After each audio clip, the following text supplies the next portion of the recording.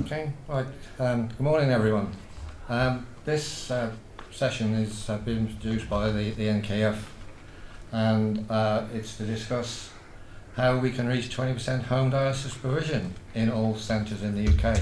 We aim to do this in 2013 when we published the manifesto, and our latest manifesto has gone out, and we've published the first year's update on it since then. This morning, what we are going to talk about is how can all centres reach the 20% target. Now, this is going to be introduced by Kirit, and Kirit is the president of the NKF.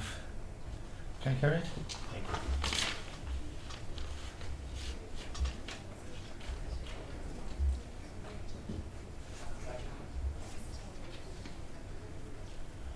Good morning, everyone. Can I say it's a great pleasure to be here talking about how we can increase home dialysis in the UK. And I want to thank UKKA Kidney Week for giving us the opportunity to share this at this important event. I'm going to cover three areas. The first thing I'm going to do is to look at some data about home therapies in the UK. I'm going to touch on some of the reasons why there's been lack of progress, and I'm also going to share what the NKF is doing. So if we start with the data, so this is data produced by the UK Renal Registry, and I want to formally thank lots of colleagues at the UK Renal Registry who've been amazing in terms of producing specific data for us on this in good time. This is 2020 data, which is the latest data available. And the first slide here is the provision of home dialysis, both PD and home hemodialysis, in the 4 countries. And the reason we've done it is, as you know, that health is a devolved responsibility. Therefore, whilst it's important, I know everybody talks about England, but really it's important that we look at the other 4 nations as well. And this clearly shows that, firstly, none of the countries have got to 20%. That's the first thing. So the issue is there for all 4 countries. But particularly, you can look at the data for Northern Ireland and Scotland. And I'll talk about what we are trying to do to address this at that level in terms of the 4 countries. If you look at centre-by-centre data, again 2020 data, this is published, I think, and well known. The funnel graph most people will know about. Out of the 70 adult centres we have, 49 are below 20%. That's a combination of PD and home hemodialysis. But then you look at the centres which are doing well, above the 95% limit. Those in green there, if you can just spot there, there are 13 of them. And those who are not doing so well, there are 20 of them below the 95% level. So you see the huge variations. So you've got some amazing centres who are able to do this, but then we have a large number who are really doing quite poorly statistically. But then overall, you've got vast majority not getting to 20%. Now, Brian was saying that this is not a new issue. We published a manifesto on this in 2013. So why have we not made progress? Now, our view is that there are systemic barriers here. And we need to address those. And I think increasingly, a lot of people are thinking on the same lines. That this is not a quick fix. We need to look at the way structures are there, how systems are working, and what everyone can do to contribute to make this happen. COVID has highlighted this because we published 2 papers. In 2021, the NKF produced our first report on this, and then we've just produced this year 1 year after report. And if you look at our 2021 report, we've highlighted the impact of COVID on home dialysis, and more generally on dialysis patients generally. And this is the new bit then. We all know, I'm not going to go through the traditional reasons why home dialysis generally is better for most patients. Not for everyone, but for most patients. At least if they are in a situation where they are able to take responsibility. But we all know the reasons for that, and I'm not going to go through those. But what is new is the impact of COVID. And if you look at that first report, we looked at some data. This is published in November 2020, so soon after the peak of COVID. And you find that those patients who dialyzed at home, whether PD or home hemodialysis, were able to protect themselves better from COVID than those who dialyzed in center. And the figures are stark. In fact, I think those figures say that 637 dialysis patients died because of COVID during that period, whilst 56 died, those who were on home dialysis. And if you work it out in percentage terms, your chances of dying from COVID, if you were an in-center dialysis patient, was 3 times higher than if you're dialyzing at home. And I think the figures are there. I'm sure we'll get more up-to-date figures, and things on COVID are changing. But I don't think we can ignore that. And I think the new argument is that dialyzing at home, look at all the traditional reasons. The new reason is you're keeping patients safe, not just from COVID, but from a range of other diseases and infections you can pick up. And I hope that message, I don't think it's as clearly articulated as the NKF is doing. So we really want people to think about that as we plan for recovery.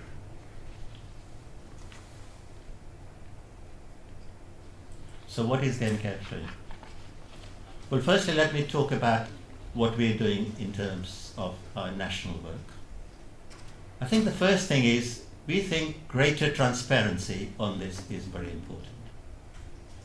Data is there, and when you have a big renal registry report, and hidden away somewhere is data on home dialysis by centers, most people don't know it. Certainly patients don't know it. I'm sure the clinician will do that and know it and so on. So we're really publicizing this. So in our second report, we've got center by center data, so everyone can see what it is. And we will continue to publish this every year for the next 4 years. So you want to see what is happening in each center. We'd like patients to know about it. And so we don't want any hiding places here for any center. The second thing is accountability is at different levels. It's at a political level, and that's why I mentioned the 4 devolved nations. It's at health department level in each of those 4 nations, and it's at a hospital level. Particularly at the hospital level, because that's where real change happens. We know how difficult it is sometimes in some centers to promote home dialysis within the renal department, because there are some people who give it less priority than others. At the same time, we know that there are some centers who desperately want to do more, but the chief executive doesn't help them with funding and so on. So these are both all structural issues, and we want to begin to address this and support local clinicians to try and do better. So the first thing we've done is we've written to the 4 ministers, the health ministers in the 4 devolved nations, asking for their response to our second report. We're also working very closely with the Renal Services Transformation Program. Clearly, that's a fantastic opportunity to make change at a systemic level. And it's interesting that the title is Renal Services Transformation Program. And it is transformation we're talking about. It's not carry on as we are. So how do we transform things? And we believe one of the changes which will happen next year is a new specification for dialysis, including home dialysis. And I know that's been worked at. We're working closely with the Renal Services Transformation Program. And we would like that specification to have some teeth. It's no good because we can have a fantastic specification, but if local hospitals are not able to implement this for a variety of reasons, yes, and I've touched on some of them, there might be internal issues within the hospital, within the department, or within the trust itself. So we do want this to have some teeth. And by teeth, I mean that we would be proposing that there are financial incentives for people who reach certain targets on home dialysis. So that's what we'll be arguing for. Now, the specification is due to be published next year, and work has just started on that. So that's one lever of change, which is a systemic change. And at a political level, we want local MPs to know about this, so that they understand why this is important locally in their own trust, and so on. So we've got an all-party parliamentary kidney group meeting next month, where we will be talking in Parliament to MPs and others to say, we want your help to try and raise this issue. What about locally? Well, we do know that patients need more information and timely information about dialysis options. And they don't always get it. There's evidence that they don't get it, and so on. So the first thing we've done is to ask renal clinical directors across the country to share their plans for improvement. And we've requested that submit those plans to us by August of this year. And we've shared our reports with them, and we're hoping that that people will not ignore that, because that's been our experience in the past, that sometimes some centres just ignore requests like ours. So we were going to keep on chasing until we get those responses. The other issue is about inequalities. And again, Rosie, you and I were talking, we don't feel that the inequalities which exist in home dialysis, people have known about it, it's there, and so on. I don't think as a kidney community we're addressing them sufficiently. Let me just give you, and again in our second report, we've analyzed data by ethnicity. Unfortunately, data by social class did not come to us in time, but it is on our website. So it's social class and ethnicity. But if I just talk about ethnicity, if you look at if you take out the white patients and compare them with the patients from ethnic minority background, roughly white patients are around the 20% mark. If you look at Asian patients, they're about 16%. And if you look at black patients, they're about 14%. This is nationally, and therefore there's clearly inequalities there we need to address. And we need to address the reasons for this. I think, I'd be fascinated. I mean, this is a huge conference. How many reports are there? Anyone done any work on this and publish it? Or when did the UK Kidney Week actually address this issue? So this is a big challenge for all of us, because we can't afford to neglect inequalities of provision. Then we're looking at our local KPAs. We are a federation of KPAs, and therefore we have local contacts across about 50 KPAs across the country. And we are requesting all our KPAs to raise this issue locally and to support the development of this locally. And we want to also know that there's important work going in KQIP across the country, but it's not consistent. We want each of the KQIP areas to try and put this on their agenda pretty soon and start talking about it. The other issue is about direct support to patients. And that's part of our role. We need to make sure that patients know that firstly, they have options. That's the first thing. That they get accurate information about option in a timely manner so that they can make an informed decision. It's this concept about no decision about me without me seems to have been forgotten.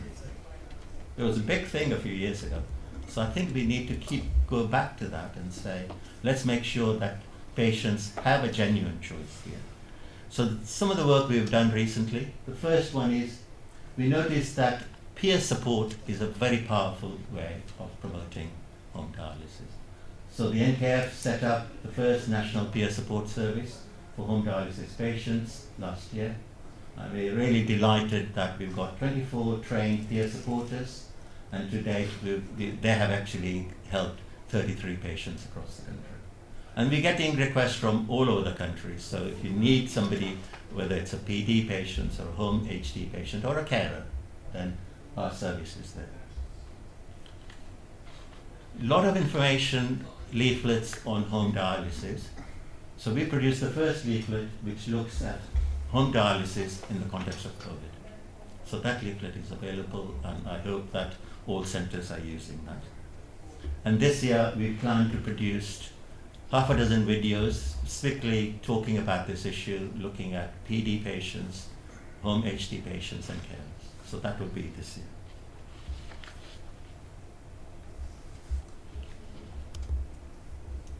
So in conclusion, I'm going to say, while some of what I've said is challenging, I'm not sorry that that's what we're raising. But I'm optimistic because I think the time for home dialysis to make a big step change is here. And I see that in talking to lots of people in the kidney community. So I think there is a greater support in the kidney community to address this. And you will have seen the GIRF report and see the full chapter on home therapies and the recommendations they're making. And linked with that, obviously, it is the RSTP, which is following the recommendations of GIRF. As I said, RSTP is going to be, the specifications are going to be published next year. But the question we need to begin to ask, having fantastic specifications is great, but how can change happen locally? And we fully appreciate that hospitals are under great pressure. We know about the staffing challenges you have. We know about how tired people are from COVID and all of that.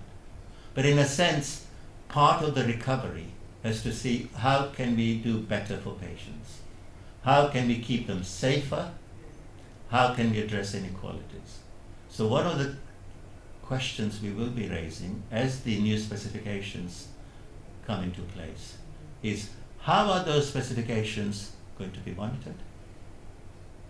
Because to date, I'm afraid NHS England is not particularly doing well in monitoring what's happening locally.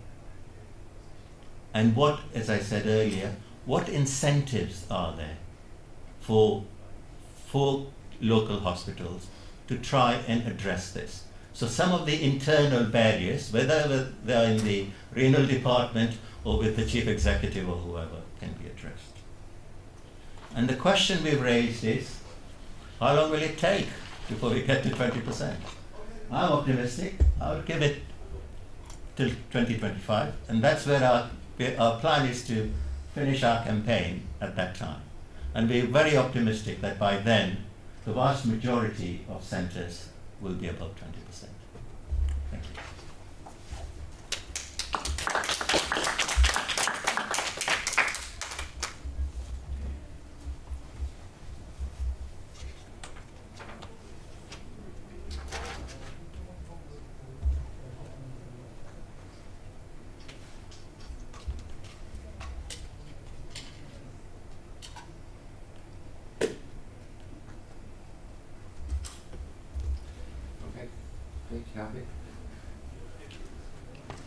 All right, well, thank you, Kirit. The next item is key success factors in home dialysis, and this is being presented by Rosie Donne, Dr. Rosie Donne, and she is the lead on advanced kidney care service at Salford Royal NHS. Okay, Rosie.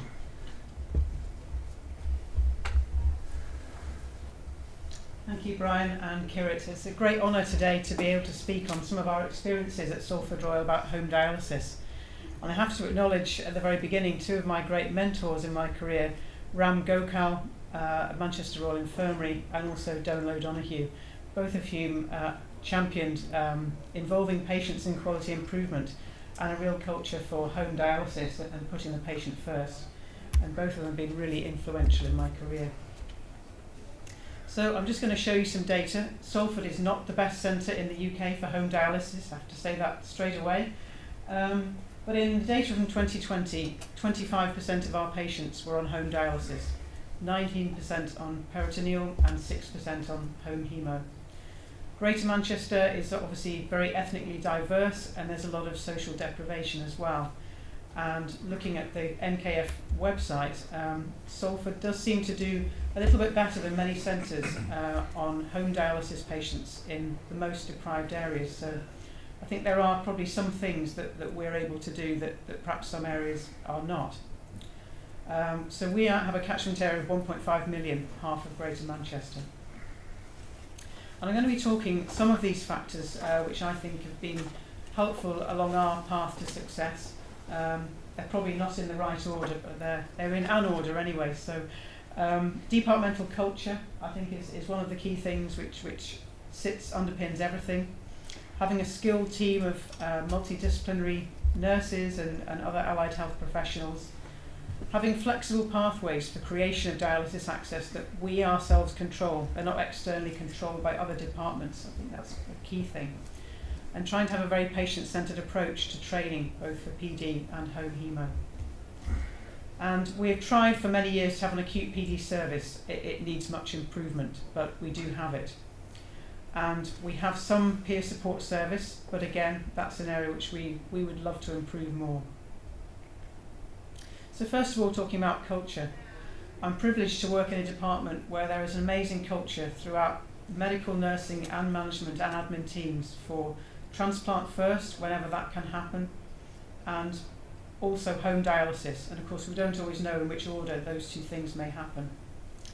We've always been a quality improvement focused hospital for many, many years at Salford Royal, and particularly in our department, and Donne was a great leader for that. And for many years, we've been carrying out QI work on home dialysis therapies. We took part in the shared care QI project a few years ago, and we have ongoing QI activities for preventing and managing peritonitis. We've had a multidisciplinary advanced kidney care clinic for about 14 years, which I lead. So this is a clinic specially for all patients who are preparing for transplant or dialysis.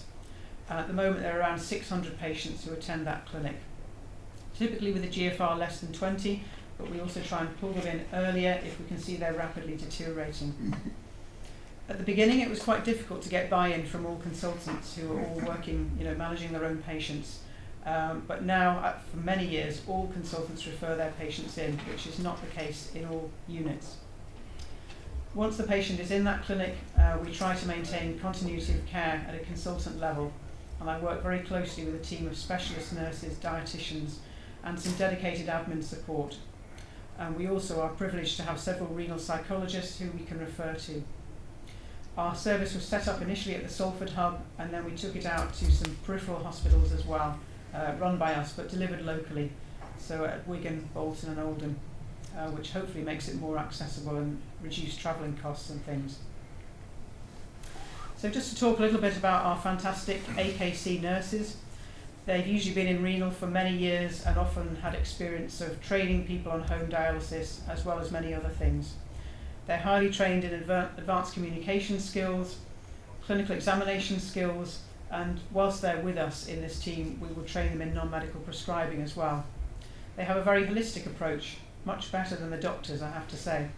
And once they've had certain training, they're able to carry out nurse-led clinics sort of side by side, myself in one room and the nurses in another usually, and then we'll have an MDT the next day when we discuss all the patients together and try and challenge each other to make things better. And a key role for our nurses is patient education. This can be done over the phone, but also home visits. We've done home visits for a long time, which I think some centres feel that's not needed, and you could argue either way. But the nurses tend to find that the home visit does often reveal more information and probably a better discussion than if it was simply over the phone. And they work very closely with our peritoneal, home hemo training teams and the vascular access nurses to try and ensure the patient has the right care at the right time along their pathway. And of course, our AKC nurses are also very involved in transplant workup. I'm just going to talk to you about the pathways that we have at the moment. So this is the pathway to peritoneal dialysis. So we try and make sure that their first appointment in the AKC clinic for the patient is with a consultant, so we can make decisions early on, prioritise taking a full surgical history, examining the abdomen, looking for hernias and scars that might have an impact on suitability for peritoneal dialysis, and try to make sure that's documented in the letters thereafter. And obviously we would talk to the patient about the benefits of home dialysis and which type may be the best one for them. They will then have a home visit by an AKC nurse, usually a few weeks down the line, and then we have an education room where patients can come and look at the equipment and start to have a little bit of a go and see what size it is and things, which I think makes it seem more achievable once you've actually seen what it looks like. Closer to the time for peritoneal dialysis, the patient would come to a specialised PD prep clinic where they'll meet the PD team and usually have an ultrasound of the abdomen to check that there aren't evidence of sort of adhesions to an appendicectomy scar, something like that. And then of course when it comes to the time for the PD tube insertion, that's normally under local anaesthetic. I'll talk about that in a minute. Training usually occurs at home, well always at home, usually 1 to 2 weeks later. And of course a small number of people aren't suitable for local anaesthetic, they need a surgical approach under GA. I'll talk about that in a minute. And along the pathway, if we have concerns about the patient's suitability or questions that we can't answer, we collaborate with our PD team and PD consultants. So hopefully we have a good plan going forward. So as I say, most of our PD tubes are inserted under local anaesthetic. This is just a photograph of my colleague David Lewis with one of our assistants. We have 3 consultants at the moment and a specialist nurse trained in local anaesthetic PD tube insertion. And we can do this on sort of 2 to 3 days a week with some flexibility, which gives us a lot of control over the system. We have 2 renal procedure rooms, one on the acute ward and one on the renal unit, so that hopefully we're not limited by finding the physical space to do the procedure. And we have 2 regular healthcare assistants who are very experienced in assisting with the procedure, which makes all the difference. Of course, a small number of patients aren't suitable for a local anaesthetic procedure, either due to obesity or more complex scars. So these are done on our dialysis access lists. We have 2 all-day vascular access lists a week. The vast majority of patients will have a fistula, but for the ones needing surgical PD, we can sort of fit them in quite a timely way because we have a renal vascular access coordinator who works very closely with our vascular access nurses and try and make sure that patients are prioritised according to how urgent is the need for that access creation. We have our own renal pre-op clinic. We trained a group of specialist nurses to do renal pre-op, which is much more challenging than the average surgical pre-op because patients just have more comorbidities. And we work very closely with a regular anaesthetist who's very much dedicated to our cause and a key member of our team. So most of our patients aren't at great anaesthetic risk, but he will work very closely with us. We have transplant surgeons who come over from Manchester Royal, which is our transplanting centre, and do these procedures nearly all laparoscopically. So on to PD training now. So this is done at home by our Salford PD nurses. We preferred to keep it in-house rather than using a training centre because we felt that having control over things and not being vulnerable to the various things that can happen with private providers, so we were keen to keep it ourselves. Training lasts sort of 3 to 5 days on average, but flexible for the patient. All patients are trained on CAPD, but most will opt for APD, and of course they have a full choice with that. We have about 10 to 15% of patients on assisted PD, so we've always, for the last sort of 5 to 6 years, had that as an option from day one. That has been challenged during COVID because of staff shortages, but we're still at 15% of our PD patients have some form of assistance. Just to talk about our PD team now, so we have 3 consultants, and I don't know how many PD nurses actually because there's a lot of them. I think we have about 5 band 6 nurses at the moment and a band 7 team leader, and quite an army of support workers and healthcare assistants who work predominantly in the community. So they provide telephone support, quite a lot of home visits to review patients' sort of troubleshooting, and they also do PD clinics alongside the consultant. We train patients on hand washing, so we sort of test their hand washing capabilities, if you like, and retrain, which we think is an important part of preventing peritonitis. Our PD team also provides support for acute PD on the ward because it's quite difficult to maintain the skills of ward nurses sometimes in acute PD. And our PD nurses also provide the assisted PD service on the weekdays. On the weekends, we rely largely on the Baxter Bionicle service. So looking at the patient pathway to home HD now. So again, first AKC clinic visit is normally with a consultant, and we would hopefully make a decision on that day if they're not suitable for PD, or if they don't want PD, talking about home hemo. Some patients are referred into us who are already on dialysis, and they will then sort of follow the next parts of the pathway with our nursing team. So home visit again, education room visit again, and then aim for early creation of fistula, so earlier referral to the vascular access clinic for mapping of the vessels, pre-op clinic, fistula surgery, and again collaboration with our home training team to try and make sure that when the patient needs to start dialysis, they start straight into a training unit slot rather than going into the main unit, and perhaps some people would change their mind at that point if they've had a bit of an unplanned journey and end up on the usual unit. So we try and start how we mean to go on in the training unit, which is hopefully the best experience for the patient. So we have one training unit which is at Salford Royal, and at the moment it has 6 stations, so that means that we can sort of train 12 to 18 patients at any one time throughout the week. We have a training team of several nurses and 2 consultants who take a great interest in that. And up until the pandemic, we had an expert patient who was instrumental to our Share HD QI project. So he was very often found on the renal unit, either talking to people in the main unit about shared care, or being an expert patient, help with the training and to sort of deal with sort of practical concerns from the patients. Patients have the option usually of training on next stage or a more standard hemodialysis machine that's optimised for home patients. We have very few exclusions for home training. So we have people in their 80s training and doing their own hemodialysis. We have some sort of couples who perhaps one person independently wouldn't be able to manage, but managing it together as a couple, they've been successful, often for many, many years. Training time on average is about 3 months. Sometimes we have managed to shorten that to about 6 weeks, and obviously it depends a lot on the individual patient. But we don't have a sort of a maximum time whereby if you haven't trained you sort of get told that you failed. There's nothing like that. Some patients will decide that they don't actually want to go home, they want to go on to shared care in their units, and that could be supported. And we don't have a policy that you have to have a fistula in order to go home. Patients will often make an individual choice. We would advise them to have a fistula, but sometimes people either cannot have one or it's not successful, and we would train them to manage their line, and I would think the rate of bacteremia would still be a lot lower for someone dialysing at home on a line than perhaps dialysing in centre. So moving now on to something different, practical support for our home dialysis patients. And this has just become so obvious that this is an area where we need to be doing much, much better. So for several years we had a renal social worker, and she became very overworked because there was a huge need there.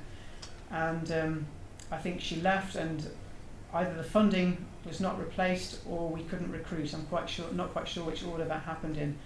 So over the last couple of years we've had a contract with Origa to provide financial advice and advice on benefits, which I think the patients do find very useful, but it's not quite the same, is it?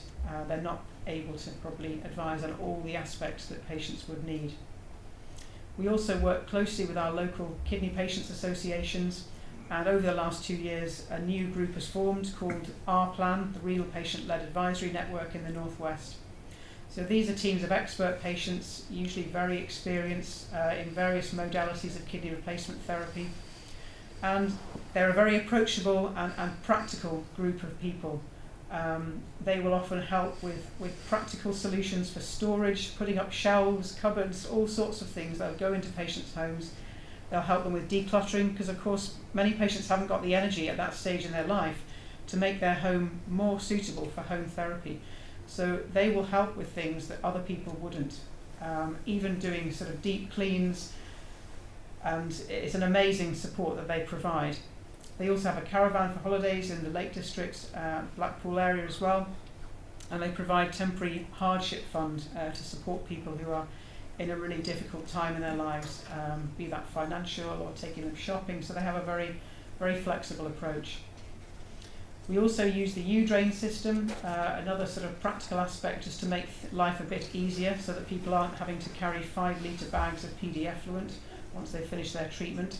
So I think this actually is a company based in Greater Manchester. I don't have shares in U-drain, but it's a very simple system where the PD effluent can drain through a small hole in the wall into the sewage system, and it's a one-way valve.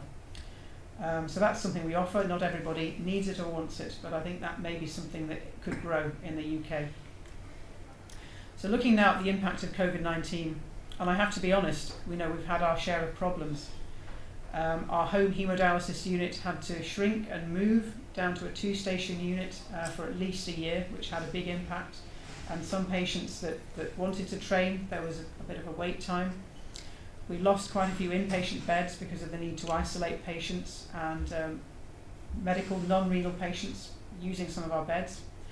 Our dialysis access lists were cancelled for a good few months, but we got those back on track pretty quickly.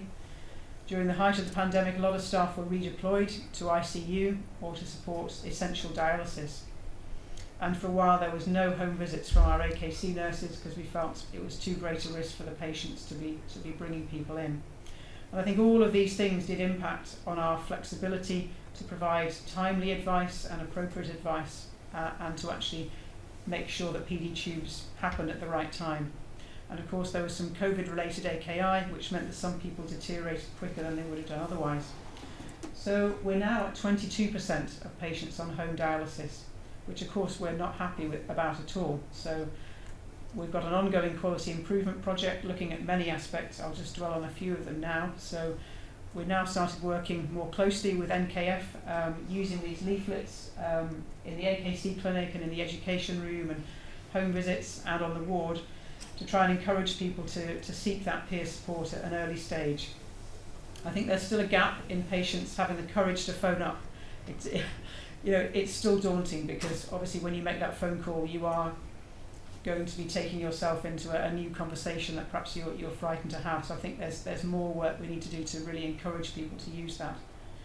We're working more closely with our expert patients and our local KPAs, and we're putting together an information package really focusing on practical advice on bills, waste collection, trying to make that more patient friendly, and just letting patients know about Auriga referrals and how we can help with that. Big focus on re-education and ongoing training for our staff, be they medical or nursing, and a big push to try and understand our current barriers to providing acute PD on the ward, because it's still not nearly as easy as I would like it to be. So I've focused on these factors in my talk. There are many, many others that I would love to talk about, and I don't have data on our ethnic split of our patients, but that's clearly something that we need to be focusing on in our QI work. And of course, the thing that was missing from that diagram was the need for psychosocial support. So I think this is something that we really all in the UK need to be focusing on, particularly with the current squeeze on cost of living. But it's always been there, as Kirit said. It's been a problem all along, which has not been addressed, and it cross-cuts every aspect of renal medicine. So there are lots of opportunities to improve care, be it departmental education, understanding barriers to acute PD, training more staff on PD tube insertion so we're not limited by who's on site at the time. And these are just some things. And of course we need to make expert patient support, which is culturally accessible, the norm throughout patients' kidney journey towards home dialysis. Thank you very much.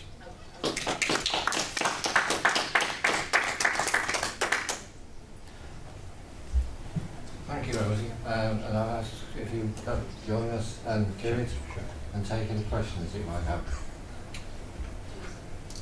Would anyone asking a question give their name, please, and their affiliation? Okay.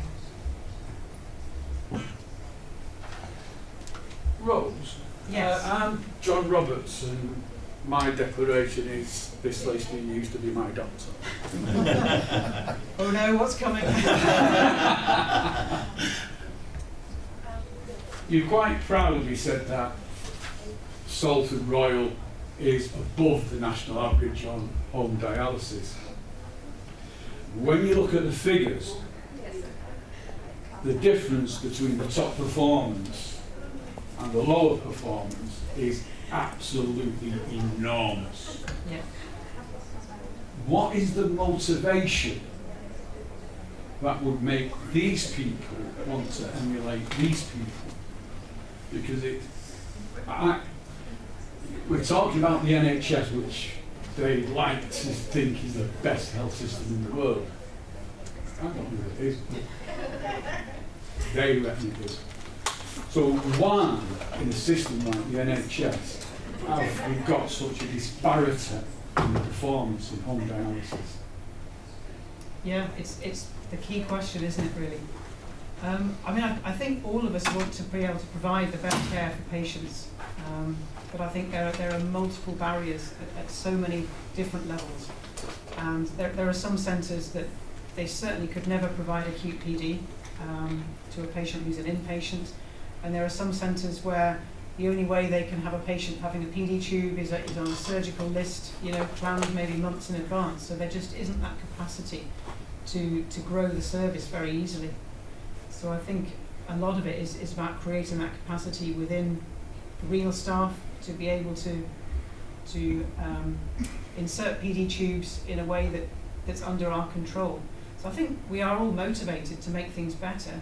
If there were financial incentives, as Kirit suggested, I think that always makes a difference when we're talking to senior team in the hospital, commissioners and people like that. So I think that's an important lever that certainly I saw it work to some extent with vascular access. I mean, if I can add to that, John, I think I touched on that, and my view is that there are systemic issues here, and that I mentioned some of those, and that's at different levels. So, how do you address those unexplained variations? Yes, which was your question, and they're not new. Yes, that's the other thing. People shouldn't imagine suddenly we know that there are these variations. They've been there for a long, long time. And the GIRFT report, getting it right first time, that was its prime function. How do you address variations, not just in home dialysis, but in lots of other areas as well? And if you look at that chapter in the GIRFT report, because they visited every adult dialysis unit in the country, and that report is really powerful. And I think there are recommendations, and they include some of the things we've talked about. So that's at one level. But I think from the NKF point of view, John, you and I and others have worked together on this for a long time. We also need, because we are a campaigning organization, we need levers to be at the highest levels, at the political level, at this monitoring level, and so on. And as Rosie says, let's see what the specifications say, but let's get a groundswell of opinion that we need to make those specifications have some teeth, and particularly, I think, financial incentives work. Gentleman at the back. Martin Cherry, I'm from Harlow East, Yorkshire. I think the main barrier that I see, having run home hemodialysis service for quite a number of years, is the whole process, the patient journey onto dialysis. So we've had a low clearance clinic for quite a long time, several years when I went there, they already had it. But then is the pathway and the default position that patients face.